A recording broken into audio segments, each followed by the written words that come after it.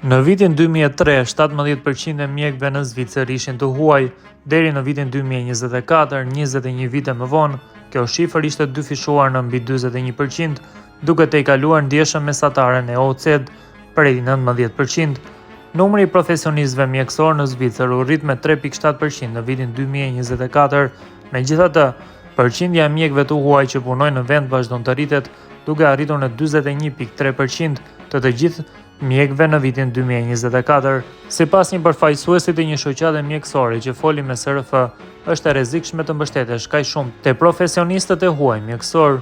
Në vitin 2003, 17% e mjekëve në Zvicër ishin të huaj, deri në vitin 2024, kjo shifër është dyfishuar në mbi 41%. Shumica e këtyre profesionistëve vijnë nga Gjermania, që përbën 49% të shifrës totale, më pas Italia 10%, Franca 7% dhe Austria 6%. Këto 4 vende fqinje furnizojnë 72% të mjekëve të huaj të Zvicrës, që përbëjnë 30% të fuqisë totale të punës mjekësore.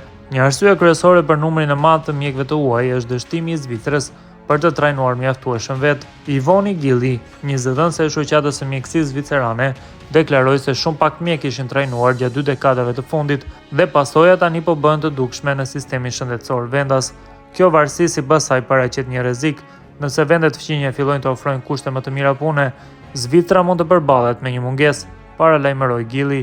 Ndërsa Zvicra mbetet një destinacion tërheqës, vendet e tjera europiane po përjetojnë gjithashtu mungesa dhe po konkurrojnë për të njëjtin grup mjekësh.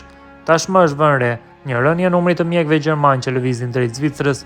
Për më tepër, pavarësisht të rritjes së përgjithshme të profesionistëve mjekësor, numri i mjekëve të kujdesit parësor mbetet relativisht i ulët. Studimet ndërkombëtare sugjerojnë se një raport optimal është një mjek i kujdesit parësor për 1.000 pacient.